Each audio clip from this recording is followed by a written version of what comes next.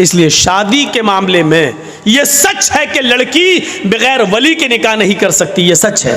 लेकिन यह भी सच है कि लड़की की इजाज़त के बिना भी आप किसी लड़के का निकाह उसके साथ नहीं कर सकते। दुनिया के किसी बाप को यह हक नहीं है कि वो अपनी बेटी का निकाह ज़बरदस्ती किसी लड़के के साथ कर दे। आपकी बेटी अगर उस लड़के के साथ निकाह नहीं करना चाहती तो वो निकाह नहीं माना जाएगा, चाहे कितनी आप इजाजत दे दें। कह दे बाप की इजाजत है, बनी रहे बाप की इजाजत। अगर लड़की राजी नहीं है तो बाप की इजाजत की कोई हैसियत नहीं है, बाप की इजाजत बेकार है। शादी वो मानी जाएगी लड़की भी राजी हो और उस लड़की के निकाह में उसका बाप अपनी बेटी की इजाजत के बाद वली बनता है और अपनी बेटी का निकाह कराता है। लेकिन वो भी तरीका गलत है कि बाप ने लड़की की शादी में शिरकत नहीं की और बाप को लड़का पसंद नहीं है तो लड़की भागकर कोर्ट मैरिज कर ले और दूसरा निकाह कर ले, जाकर इधर उधर निकाह कर ले, वो भी नहीं है। कुछ ढकोसले लोग हमारे समाज में ऐसे भी हैं जो लड़की के बाप बन जाते हैं। एक हमारा लड़का किसी दूसरे के गांव से किसी की लड़की भगा के ले आया। अब उस गांव में कह दिया अगर यहाँ आएगी तो टांगे तोड़ देंगे, यहाँ आए अब उसका मरा हुआ मुंह भी हम देखना गवारा नहीं करेंगे, बाप ने कह दिया। अब वो आपके गांव में आई, आपके गांव का कोई बुढ़ा आदमी तैयार हो जाता, चलो वो बाप नहीं है तो हम बाप बन जाते हैं बेटा तुम्हारे। ये बुढ़ा सबसे पहले जहन्नम में लतियाया जाएगा जो बाप बना। तेरे बाप बनने से तेरी बेटी नहीं हो जाएगी वो। इतना याद रखना, ये समाज के अंदर सबसे बड़ा जुल्म है। और लड़कियों को जो फर्जी माँ बाप मिल जाते हैं, ये हौसले मिल रहे हैं उनको, ये हौसले मिलते हैं इसलिए वो भाग जाती हैं घर से। अरे उस गांव में जाएंगे तो फला का बाप हमारा बाप बन ही जाएगा। यहां से हौसले मिलते हैं और लड़कियां भागना शुरू कर देती हैं अपने घरों से जेवर लेकर। अल्लाह इन बुढ़ों को अक्ल सलीम अता फरमाए जो बाप बन जाते हैं।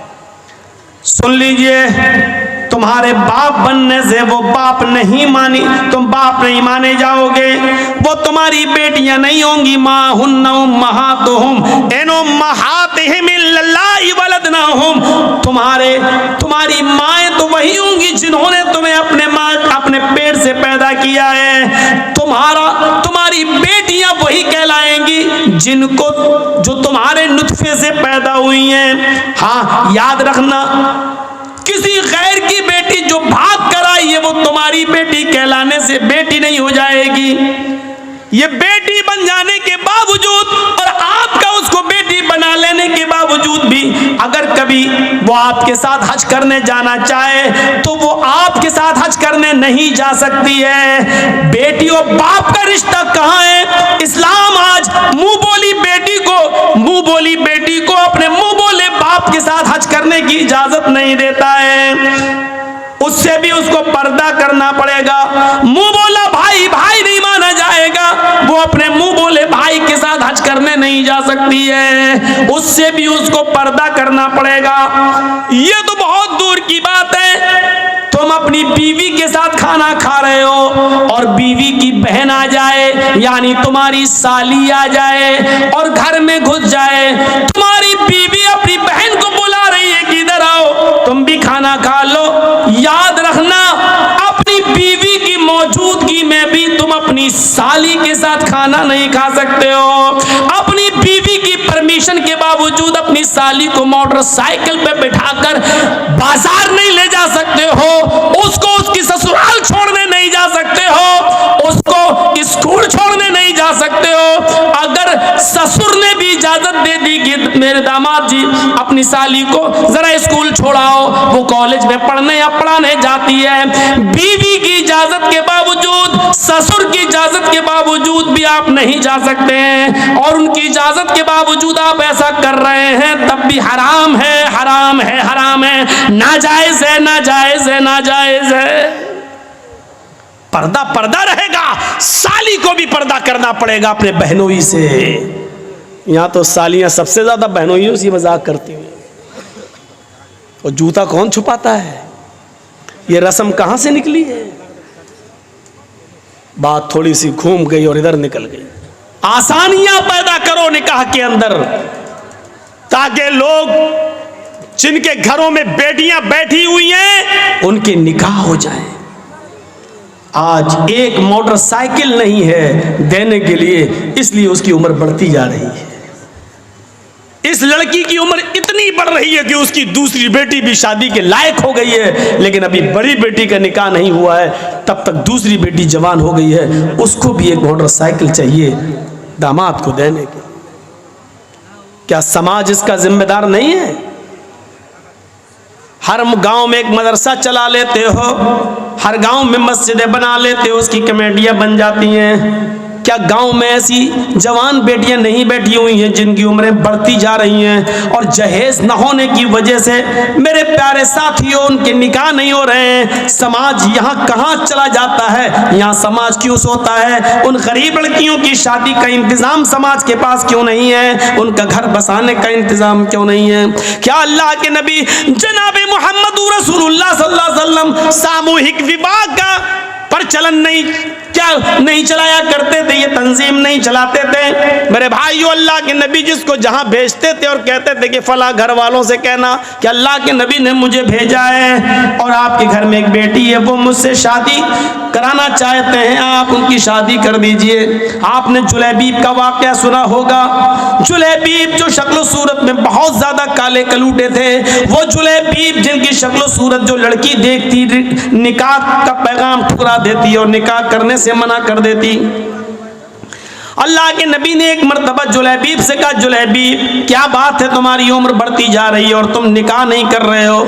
जुलैबीब ने अपनी बात बताई कि अल्लाह के रसूल ऐसा ऐसा मामला है, मैं जिस घर में पैगाम भेजता हूँ जब लड़की मेरी शक्ल देखती है तो निकाह का इनकार कर देती है। आपने कहा जाओ फला फला मदीने के फला फला घर में जाओ, वहाँ एक बहुत ही खूबसूरत एक सहाबी की बेटी रहती है, उस सहाबी से कहना कि मुझे अल्लाह के रसूल ने भेजा है और मेरा ये लेटर, मेरा ये खत उसको दे देना, मैं इसमें तुम्हारे निकाह की बात लिख रहा हूँ। जुलैबीब अल्लाह के नबी सल्लल्लाहु अलैहि वसल्लम का लिखवाया हुआ खत जुलैबीब लेकर जाते हैं और मदीने के उस घर में पहुँचते हैं जिस घर के अंदर एक लड़की है और वो भी बहुत खूबसूरत अंसारी बेटी। जुलैबीब ने उसके घर का दरवाजा खटखटाया, लड़की का बाप बाहर निकला, दरवाजा खोला, उसने कहा हाँ बोलो जुलैबीब कैसे आना हुआ? जुलैबीब ने कहा सलाम वालेकुम। सहाबी ने कहा वालेकुम अस्सलाम। आना कैसे हुआ? ये लेटर दिया जनाब मोहम्मदुर रसूलुल्लाह ने। सहाबी ने जब वो लेटर पढ़ा तो उसमें लिखा हुआ है हाज़िही रिसालतुम मिन जानिब मोहम्मद रसूलिल्लाह सल्लल्लाहु अलैहि वसल्लम, ये खत मोहम्मद रसूलुल्लाह की तरफ से दिया जा रहा है। आपने उस सहाबी का नाम लिखकर कहा तुम्हारे घर में एक बेटी है, मैं जानता हूं कि वो बेटी भी बालिग हो चुकी है और तुम कहीं ना कहीं उसका निकाह करने वाले हो। मेरी नज़र में जुलैबीब बहुत नेक लड़का है, लिहाजा अपनी बेटी का निकाह जुलैबीब से कर दो। और ये मैं तुम्हें मशवरा नहीं दे रहा हूं बल्कि ये मेरा हुक्म है कि तुम अपनी बेटी का निकाह जुलैबीब से कर दो। जुलैबीब का चेहरा देखता वो सहाबी, कहता ये कैसे हो सकता है, बेटी मेरी है और जुलैबीब की शक्ल सूरत इतनी भयानक, इतनी काली शक्ल सूरत ऐसी। कहता हरगिज नहीं, मैं अपनी बेटी का हाथ तुम्हें कैसे दे दूं? जुलैबीब कहते हैं मैं कहाँ कह रहा हूँ, मुझे तो अल्लाह के रसूल ने ये लेटर देकर भेजा है। अंदर से जब लड़की जुलैबीब की और अपने बाप की बहस सुनती है तो थोड़ा सा बाहर निकल के आती है और कहती है अब्बू जान क्या बात है?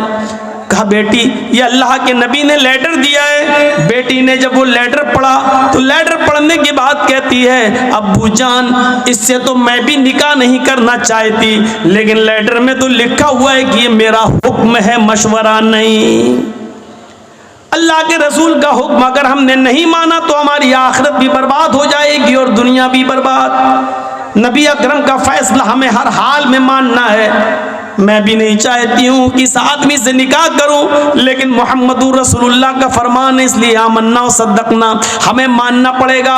अल्लाह के नबी ने कहा होता मशवरा है तो मैं नहीं भी मानती, लेकिन ये तो हुक्म है, मशवरा नहीं, इसलिए मानना पड़ेगा। बाप ने कहा बेटी क्या बात करती हो? जरा इसकी शक्ल तो देखो, इसका चेहरा तो देखो, इस आने वाले को तो देखो, इसकी शक्ल की तरफ तो जाओ। बेटी जो जवाब देती है उसको उर्दू के एक शायर ने यूं नकल किया है कि बेटी बोलती है नहीं नहीं, कहा अब्बू ने बेटी इस आने वाले की तरफ देख।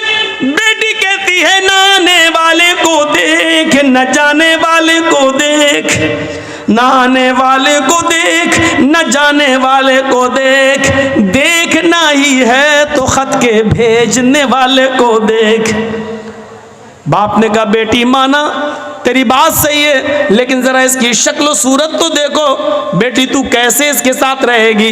बेटी कहती है माना कि शक्ल है इसकी बदसूरत, माना कि शक्ल है इसकी बदसूरत और जिस्म है इसका मांद, माना कि शक्ल है इसकी बदसूरत और जिस्म है इसका मांद, मगर खत का भेजने वाला तो है 14वीं का चांद। मुझे इससे क्या मतलब, मुझे तो हुक्म रसूल की पाबंदी करना है, जनाब मोहम्मद रसूलुल्लाह की बात मानना है।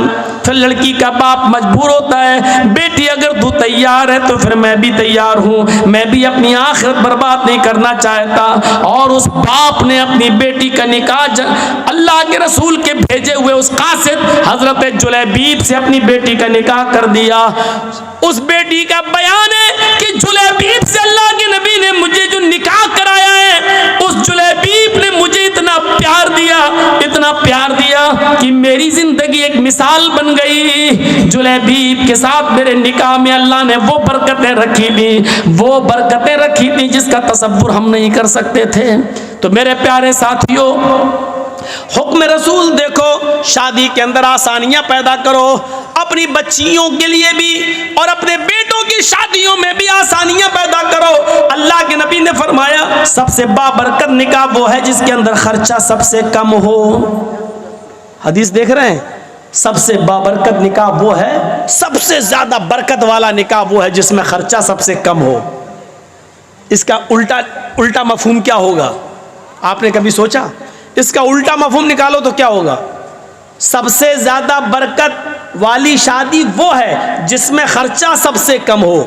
तो इसका मतलब क्या हुआ, जिस शादी में खर्चा जितना ज्यादा होगा उस शादी में बरकत उतनी ही कम होगी।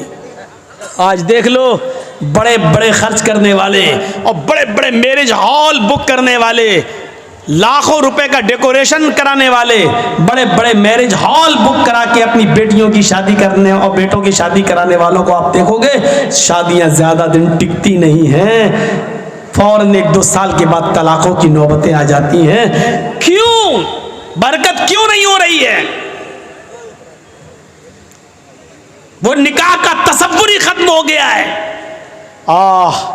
अल्लाह के नबी के ज़माने का निकाह देखिए आप, ओफो, आप तसव्वुर करेंगे ऐसा निकाह?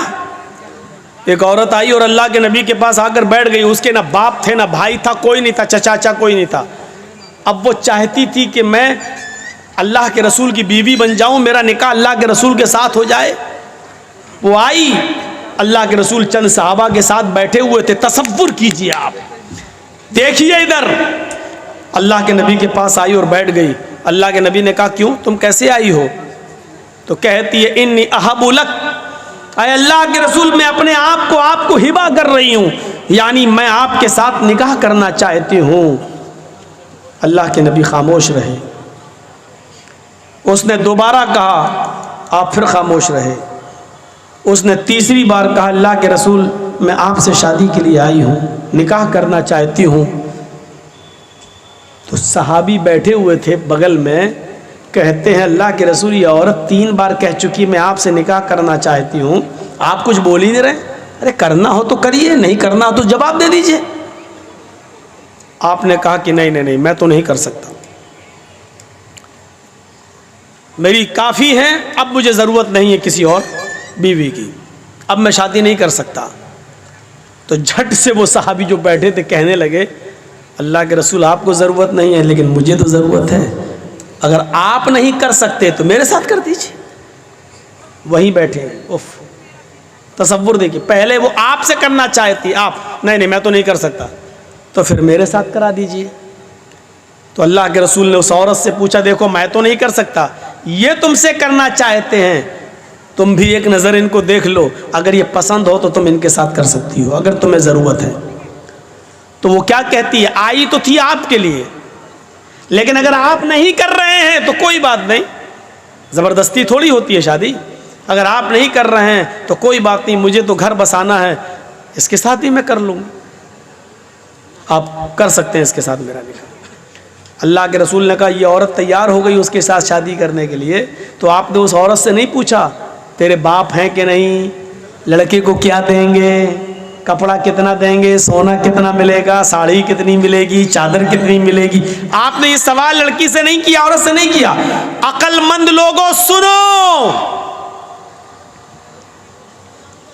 सुनो, अल्लाह के रसूल ने फौरन उस सहाबी की तरफ देखा और कहा, सुनो वो तैयार है तुमसे शादी करने के लिए, लेकिन तुम बताओ कि तुम अपनी बीवी को क्या दोगे, तुम्हारे पास मेहर देने को क्या है।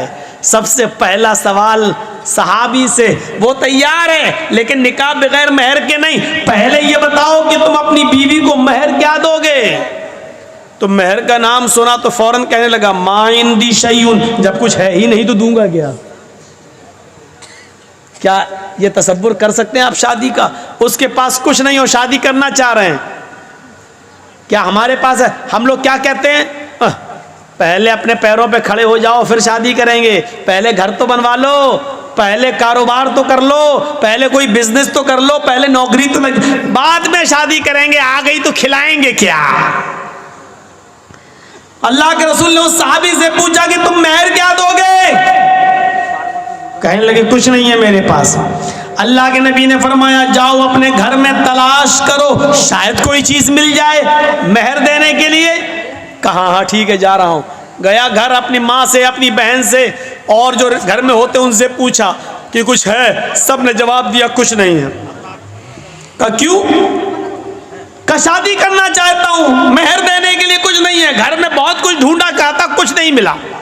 आया, कहा अल्लाह के नबी सल्लल्लाहु अलैहि वसल्लम घर में मैंने बहुत कुछ ढूंढा, कुछ मिला ही नहीं, है ही नहीं, मैं क्या दूंगा, है ही नहीं मेरे पास मेहर देने को। अल्लाह के नबी सल्लल्लाहु अलैहि वसल्लम ने फिर उसको दोबारा भेजा। हदीस के अल्फाज देखिए, आपने कहा इल्तमिस खातमम मिनल हदीद, लोहे की अंगूठी ही मिल जाए तो वही ले आओ, सोने की नहीं, चांदी की नहीं, लोहे की अंगूठी आज 2 रुपए में हमारे मेले में मिल जाएगी। लोहे की अंगूठी मिल जाए तो वही ले आओ, जाओ।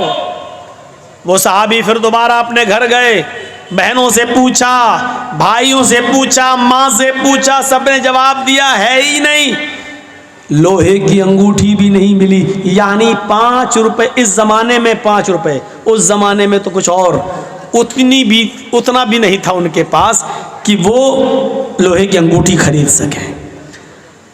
आते हैं और कहते माँ वजदतु खातमम मिनल हदीद, आय अल्लाह के रसूल मुझे लोहे की अंगूठी भी नहीं मिली और इतना है नहीं मेरे पास कि लोहे की अंगूठी खरीद सकूं, नहीं है। मायूस हो गए। अल्लाह के नबी ने कहा ताज्जुब है, तुम्हारे घर में कुछ नहीं है, चले निकाह करने, लोहे की अंगूठी भी नहीं है, फिर मेहर क्या दोगे। कहता एक चीज है, याद आया। अब देखिए, याद भी आई तो क्या चीज याद आई, आपको भी हंसी आएगी। का क्या है, बोलो बोलो जल्दी बोलो क्या है। कहता इंदी इजारुन, एक लुंगी है मेरे पास, तहबंद लुंगी। अल्लाह के नबी ने कहा अच्छा जाओ जाओ जाओ उसी को ले आओ। तो कहा अल्लाह के रसूल क्यों, अरे वही तुम अपनी होने वाली बीवी को मेहर में दे दो लुंगी। कहा अल्लाह के रसूल इसको दे दूंगा तो बांधूंगा क्या मैं, वही तो पहन के सोता हूं मैं, वही तो घर में रहता हूं तो वही तो पहनता हूं मैं। तो अल्लाह के रसूल ने कहा वो पुरानी लुंगी है कि हाँ। तो कहा वो भी तू नहीं दे सकता है। कहा वही एक तो है जो पहन के सोता हूं मैं और कुछ नहीं है मेरे पास। तो कहा वो भी नहीं दे सकता। कहा आधी दे दूंगा, उसको फाड़ देता हूं, आधी दे देता हूं। तो अल्लाह के रसूल ने कहा फिर आधी उसके किस काम की है जब तू लुंगी को आधा कर देगा, 2 टुकड़ों में बांट देगा और आधा उसको देगा, तो आधे उसकी कोई काम की नहीं रहेगी, और फिर आधी तेरे पास रहेगी, वो भी किसी काम की नहीं रहेगी, फिर तू बांध भी नहीं पाएगा। अरे देना तो पूरी दे। उसने कहा अल्लाह के रसूल, आधी मेरे पहनने के काम नहीं आएगी, लेकिन बिछा के बैठने के काम तो आ जाएगी। नहीं नहीं, पूरी तो नहीं दूंगा, चाहे निकाह हो या ना हो, मेरा पूरी नहीं दे सकता। ओफो, इतना भी नहीं। और निकाह, तसव्वुर कीजिए आप, हमारे ज़माने में हो सकता है कुछ ना हो निकाह? बनते हैं हम अपने आप को अहले हदीस, बनते हम अपने आप को मुसलमान, बनते हम अपने आप को मोहम्मद रसूलुल्लाह के मानने वाले। और मोहम्मद रसूलुल्लाह की ये शादी जो आप करवा रहे हैं एक सहाबी के साथ, तसव्वुर कीजिए हमारे समाज में नहीं है।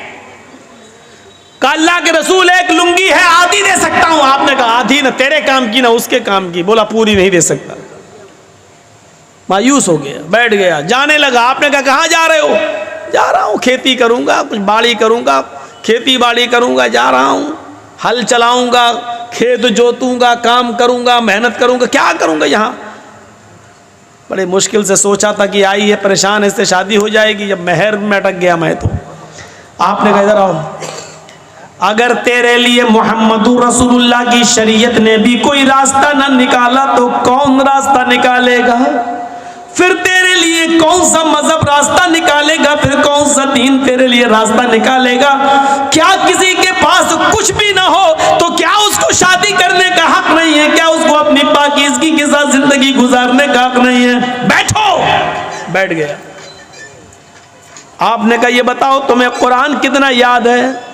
और सुनो मुसलमानों, चादर नहीं है, लोहे की अंगूठी नहीं है, कपड़ा नहीं है, कुर्ता नहीं है, पैजामा नहीं है, पूरे घर का सरमाए में एक लुंगी है, वो भी पुरानी, और वो भी पूरी की पूरी देने के लिए तैयार नहीं है।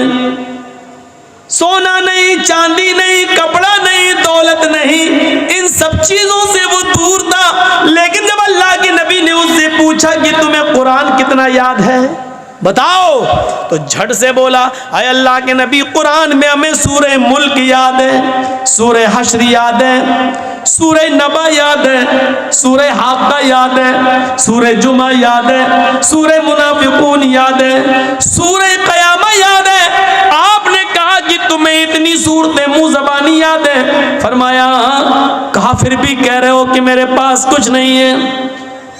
तुम्हें ये सूरतें याद हैं? कहा क्या तुम ये सूरतें अपनी अब होने वाली बीवी को सिखा दोगे? क्या उसको भी याद करा दोगे? कहा हाँ, इसमें क्या बड़ी बात है, जो हमें याद है वो इसको भी याद करा दूंगा।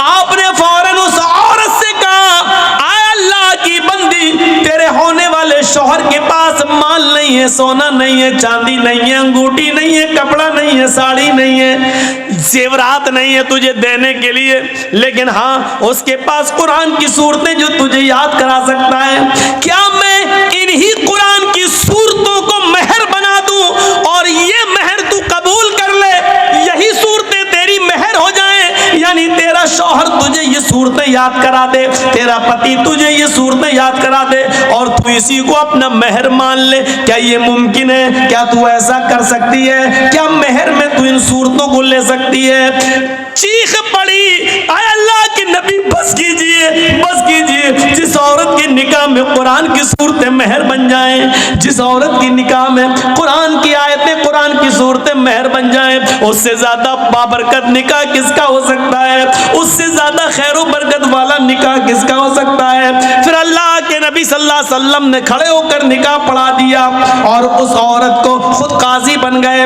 और उसके चूंकि बाप नहीं थे, माँ नहीं थी, चचा नहीं, भाई नहीं, कोई नहीं था, तो खुद अल्लाह के नबी सल्लल्लाहु अलैहि वसल्लम उसके वली और सरपरस्त बन गए। जिसका कोई ना हो तो काजी वली बन सकता है, निकाह पढ़ाने वाला वली बन सकता है। फिर अल्लाह के नबी सल्लल्लाहु अलैहि वसल्लम उसके वली बन गए, उसके सरपरस्त बन गए और आपने उस औरत का निकाह उसी जगह पर कर दिया है। न बारातियों का पता था, न हाथ में मेहंदी लगाई गई है, न हल्दी मली गई है, न ओवटना मला गया है, न लड़की वाले लड़के देखने आए हैं, न लड़के वाले लड़की देखने, न चोरों का पता, न डाकुओं का पता, न जहेज का पता। मेरे प्यारे साथियों, उसी जगह शादी हुई है और उसी जगह से रुखसती हो गई है। ये सादा वाली शादी के चर्चे 1400 साल के बाद आज भी हो रहे हैं और कयामत तक इंशाअल्लाह होते रहेंगे। तुम्हारी शादियां इतनी महंगी कि शैतान भी पनाह मांगे। बताइए उसके चर्चे कितने दिन होते हैं? ज्यादा से ज्यादा 1 महीना, 2 महीना, 1 साल। फिर तलाक की नौबत आ जाती है तो ये होता है कितना खर्च किया था, देखो आखिर क्या हुआ है उस शादी का हाल।